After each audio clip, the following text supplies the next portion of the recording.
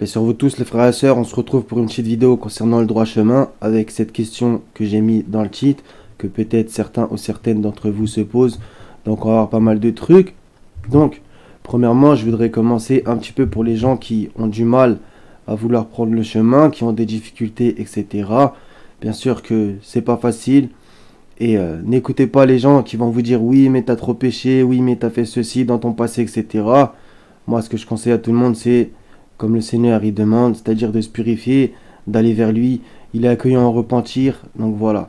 Donc ça premièrement c'était ce que je voulais dire, c'est-à-dire que les gens qui sont éloignés du Seigneur, se rapprocher petit à petit avec ton cheminement, et t'inquiète pas le Seigneur il va te faciliter, justement c'est tout l'objet de cette vidéo, donc on aura pas mal de trucs. Donc concernant la droiture, qu'est-ce qu'il faut faire, etc. C'est pas vraiment le sujet de la vidéo, ça va être comment est le chemin, c'est-à-dire est-ce qu'il est difficile ou est-ce qu'il est facile. On va voir certaines choses. Donc par exemple, je voudrais aussi parler de ce que les humains ont fait, c'est-à-dire que Dieu nous parle par sa parole et nous dit quoi faire, suivre le chemin, comment le faire, etc. Et les humains, ils ont rajouté des choses comme d'habitude, particulièrement par exemple dans ce qu'on appelle l'islam, en vérité le sunnisme. Voilà, ils ont rajouté les hadiths qui a rendu le chemin tortueux, faut faire ci, faut faire ça, des choses sur lesquelles Allah n'a fait descendre aucune preuve. Donc on va voir aussi cette chose que les humains ont rendu le chemin tortueux. On va commencer dans le Coran, Bismillah, Sourate 2, verset 185, un petit segment du verset sur le siyam, sur le jeûne. Allah veut pour vous la facilité, il ne veut pas la difficulté pour vous. Donc déjà ça pose bien les bases. Il ne veut pas la difficulté, il veut pour nous la facilité. Voilà, donc maintenant par contre on va devoir un petit peu préciser les choses parce que si on isole un verset, c'est pas bon du tout. À propos du Hajj et de l'Umrah, et accomplissez pour Allah le Hajj et l'Umrah. Si vous en êtes empêché, alors faites un sacrifice qui vous soit facile. Là encore, on a cette notion de facilité.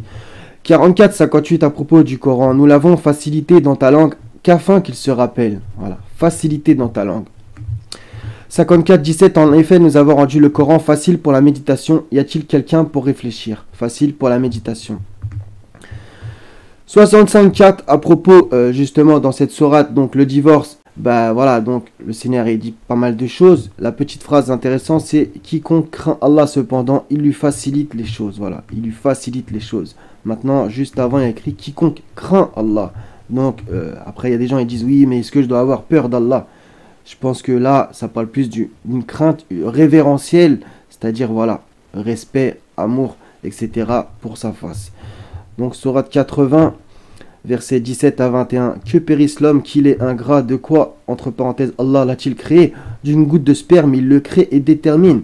Puis il lui facilite le chemin, puis il lui donne la mort et le met au tombeau. Parce que là ça parle du chemin droit, juste après ça parle de la mort et du tombeau. Donc à chacun de se poser les questions.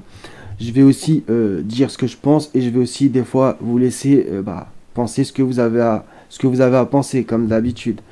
Chacun doit méditer sur les paroles du Seigneur. Sourate 87, versets 8 et 9 particulièrement, mais on va lire aussi le 6 et le 7, puisqu'en vérité c'est de ça dont ça parle. Nous te ferons réciter de sorte que tu n'oublieras. Donc, entre parenthèses, le Coran, ça me paraît juste, que ce qu'Allah veut, car elle connaît ce qui paraît au grand jour, ainsi que ce qui est caché. Nous te mettrons sur la voie la plus facile. Rappelle donc où le rappel doit être utile. Donc, là ça parle du zikr dans le verset 9. Et c'est pour ça, nous te mettrons sur la voie la plus facile. Je pense que ça ne parle pas ici du droit chemin. Bien que justement, on va voir que le Seigneur nous facilite le droit chemin quand on le prend. C'est quelque chose de connaître le chemin, de l'arpenter, c'en est une autre. Et je pense que personne ici peut se gargariser à dire oui, moi j'ai une vie facile, etc. J'aimerais presque dire que c'est bizarre si tu as une vie facile. Puisque tous les envoyés de Dieu, les martyrs, etc., quand on lit leur vie dans le Coran, à 100% c'était difficile. 100% ils ont eu des difficultés plutôt. Donc voilà, donc que ça soit par le fait ils ont été assassinés, tués, méprisés, traités de menteurs, de fous, on a voulu leur faire pas mal de choses, etc. Donc je pense qu'il faut aussi se poser certaines questions. Sourate 92, verset 5 à 10 qui va parfaitement répondre à cette question en vérité. Celui qui donne et craint et déclare véridique la plus belle récompense, nous lui faciliterons la voie au plus grand bonheur. Voilà. Donc, est-ce que ici, nous lui faciliterons la voie au plus grand bonheur? Ça parle de la demeure dernière et ou de la vie présente, à chacun de voir, puisque le Seigneur il nous dit aussi qu'on peut mener une bonne vie ici-bas et dans l'au-delà, et assurément la demeure de l'au-delà est la véridique, la meilleure. Donc voilà, tout ça c'est important à aussi méditer. Quant à celui qui est avare, se dispense et traite de mensonges la plus belle récompense, nous lui faciliterons la voie à la plus grande difficulté. Voilà. Donc en général, la plus belle récompense, bien sûr, ça parle de l'au-delà. Donc bien sûr, nous lui faciliterons la voie à la plus grande difficulté pour les gens qui sont avares, qui se dispensent, etc. Et par contre, celui qui donne et craint et qui déclare véridique la plus belle récompense, la voie au plus grand bonheur lui est facilitée. Donc justement, tout ça, c'est des notions importantes. Donc, que les portes du paradis s'ouvrent pour les uns et les portes de l'enfer s'ouvrent pour les autres, les gens de la droite, les gens de la gauche. On va y revenir justement. 94, 1 à 8, là on va aussi avoir pas mal de choses. Et la sourate 94 particulièrement pour les gens qui veulent revenir à Dieu, qui viennent de revenir à Dieu, j'ai envie de dire aussi en tout temps, mais elle est particulièrement importante et je pense que elle donne beaucoup d'émotions. N'avons-nous pas ouvert pour toi ta poitrine et ne t'avons-nous pas déchargé du fardeau qui accablait ton dos et exalté pour toi ta renommée? À côté de la difficulté est certes une facilité. Et cette phrase est répétée. À côté de la difficulté est certes une facilité. Quand tu te libères, donc lève-toi et à ton Seigneur aspire. Donc voilà, donc la libération, se lever et aspirer au Seigneur. On voit ici que justement, peut-être que tu peux y voir de plein de manières. Tu étais prisonnier de la dunya, prisonnier de tes chaînes, esclave du péché, etc. De la mauvaise voie. Tu t'en libères, tu te lèves et tu vas vers ton Seigneur. Donc tout ça c'est important aussi. Sourate 90, je vais devoir aussi vous lire dans une autre traduction parce qu'en vérité elle peut être un petit peu... Donc je vais devoir vous lire dans une autre traduction parce qu'elle peut être prise d'une manière un petit peu étrange. La Sourate 90, le verset 10 à 12, vu la traduction. Ne l'avons-nous pas guidé aux deux voies? Or il ne s'engage pas dans la voie difficile. Et qui te dira ce qu'est la voie difficile? Donc vous voyez, vu comment c'est tourné, il peut y avoir pas mal de questionnements. Donc ça je vous lis une autre traduction de monsieur qui s'appelle Jacques Berck. Ne l'avons-nous pas guidé vers la double rampe? Donc... Or, il ne s'est pas lancé sur l'ascendante. Comment te faire comprendre ce qu'est l'ascendante? Donc, en vérité, je trouve que cette traduction est très très intéressante. L'ascendante, qui traduit pour le verset 90, 11. Je vous lis encore une autre traduction de ce verset 11. Il ne s'engage pas dans la voie ascendante. Donc, on parle d'ici de la voie ascendante.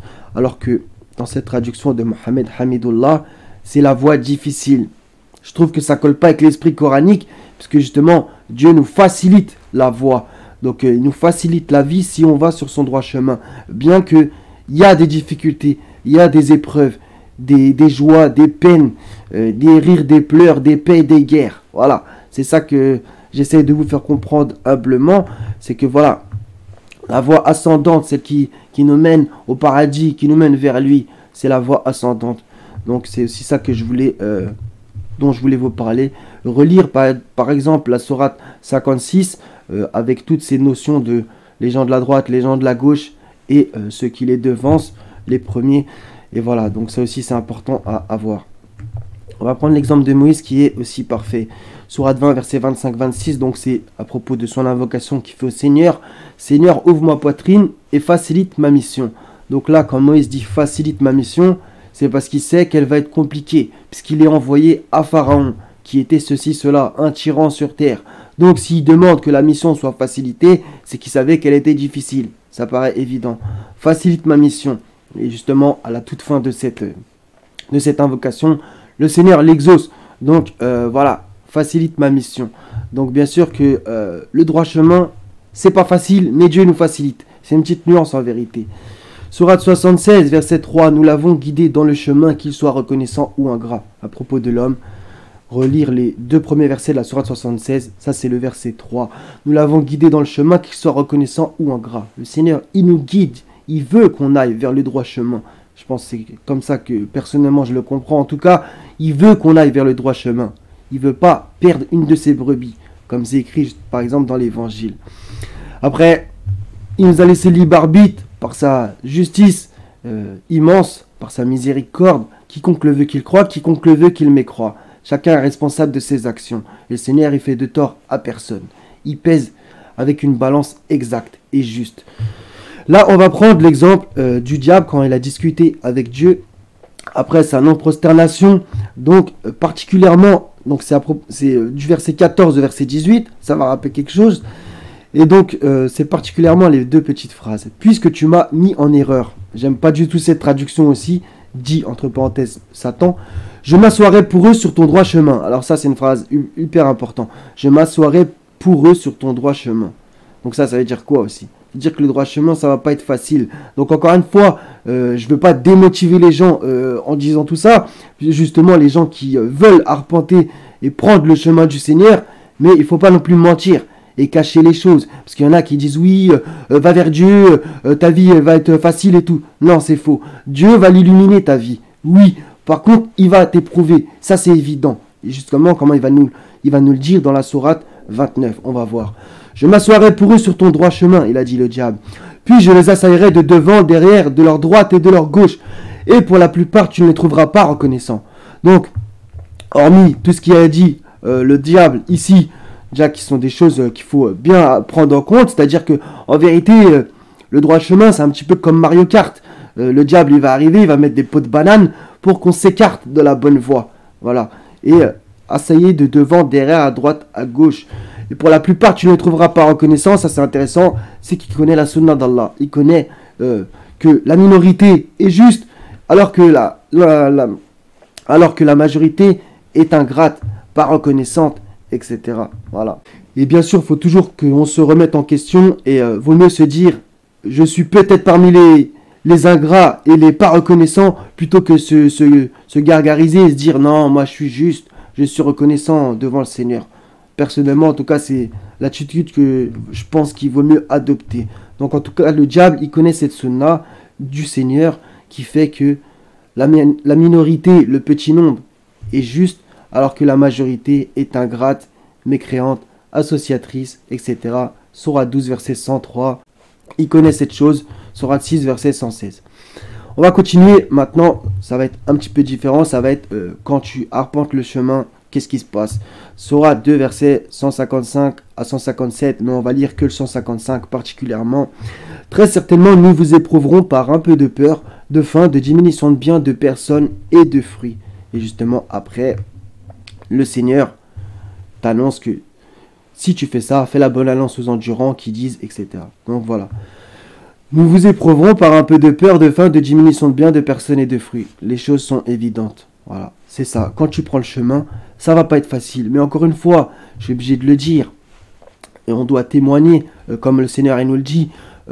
Quant aux bienfaits de ton Seigneur, proclame-les. Voilà. Donc, il faut proclamer ça aussi. C'est que ceux qui vont sur le chemin droit, qui essaient de le prendre, d'y rester sur la voie, voilà. Bien évidemment que c'est extraordinaire ce qui t'est arrivé. Si par exemple tu étais dans des ténèbres incroyables, si tu étais totalement largué dans cette dunya, tu pensais à faire que des bizarreries et que tu vas vers le Seigneur, ta vie va s'éclairer. Après c'est sûr que, voilà, comme je l'ai dit, ça sera pas facile. Voilà, regarde un peu l'histoire des messagers, regarde leur histoire.